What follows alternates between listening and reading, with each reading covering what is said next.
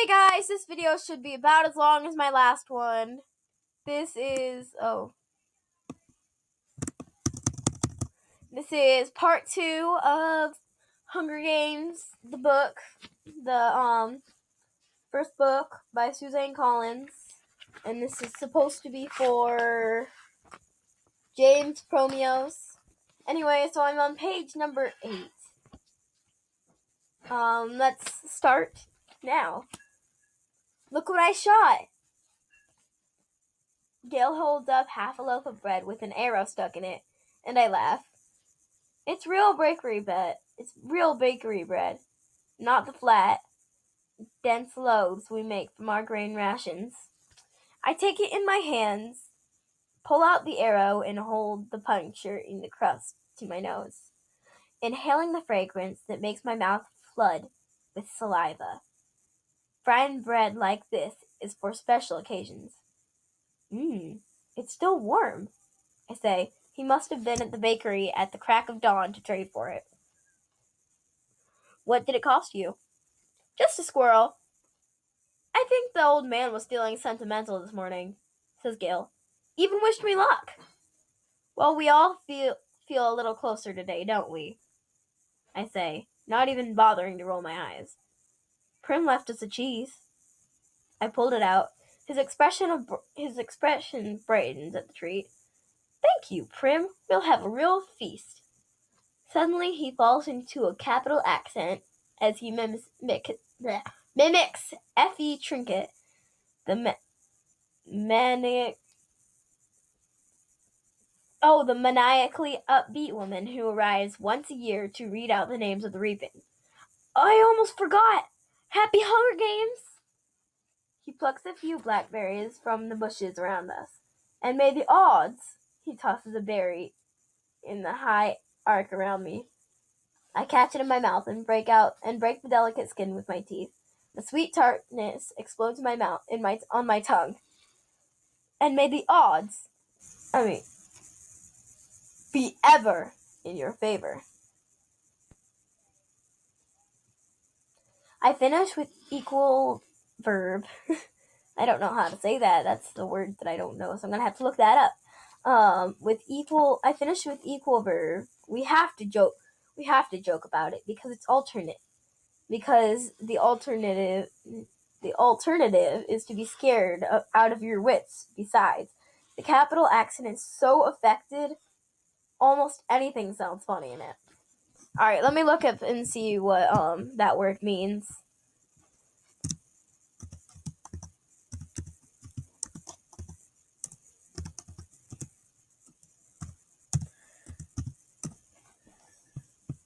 Oh no. Alright, let me pause this. I'll look up what it means in a second. Alright, I'm back. I just went on dictionary.com and it says that it's noun. That in a noun it means enthusiasm or vigor, as in literary or artistic work, spirit. Her latest novel lacks verve, vivaciousness, liveliness, animation. I like a teacher with plenty of verve. Archaic. I don't know how to say that. Archaic. Alright, I'll see how it's pronounced. Archaic.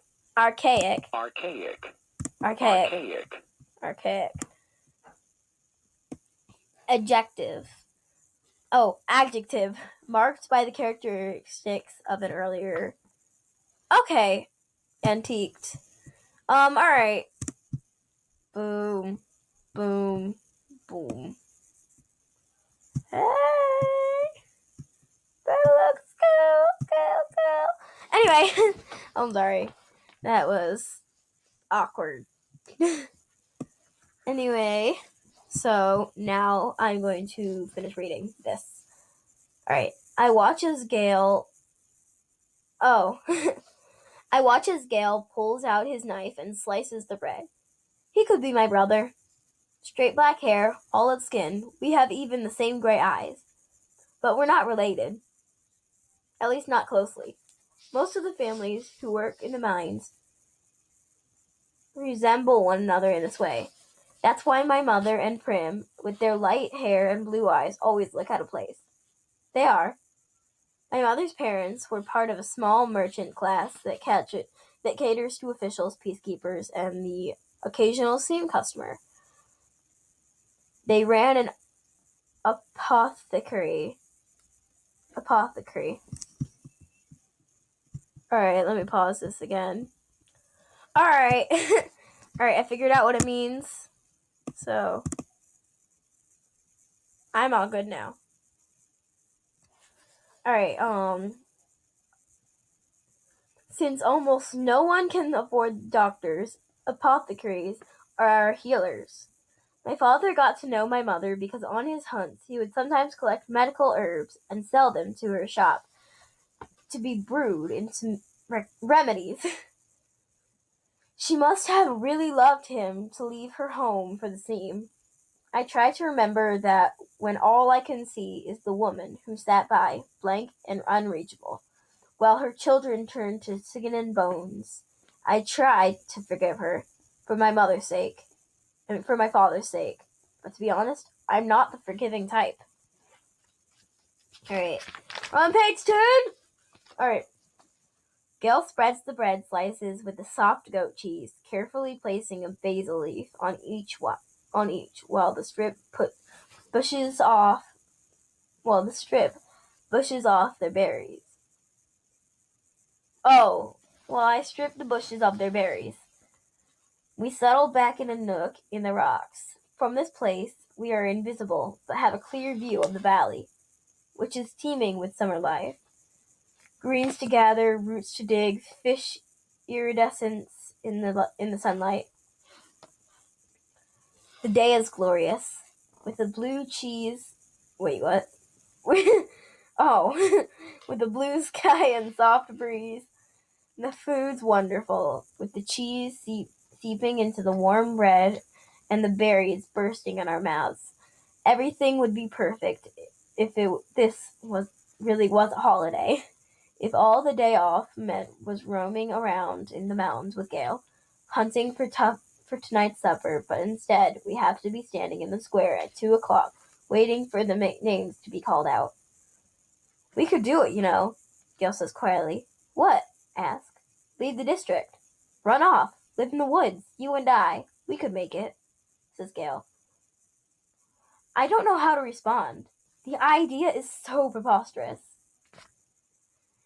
If we didn't have so many kids, he adds quickly. If we didn't have so many kids, he adds quickly. They're not our kids, of course. But they might as well be. Gail's 2 little brothers and a sister, Prim, and you may as well throw in our mothers too. Because how would they live without us? Who would fill those mouths that are always asking for more? With both of us hunting daily, there are still nights when the game has to be swapped for lard. Has to be swapped for lard or shoelaces or wool. Still nights when we go to bed with our stomachs growling. I never want to have kids, I say. I might, if I don't live here, says Gail. But you do, I say, irritated. Forget it, he snaps back. The conversation feels all wrong. Leave? How could I leave Prim, who is the only person in the world I am certain I love? And Gail is devoted to his family. We can't leave. So why bother talking about it? And even if we did, where did this stuff about having kids come from? There's never been anything romantic between Gail and me. When we met, I was a skinny 12-year-old, and although he was only 2 years older, he already looked like a man. It took a long time for us to even become friends, to stop haggling over every trade and begin helping each other out. Besides, if he wants kids, Gail won't have any trouble finding a wife. He's good looking, he's strong enough to handle the work in the mines, and he can hunt. You can tell by the way the girls whisper about him when he walks by in school that they want him. It makes me jealous, but not for the reason people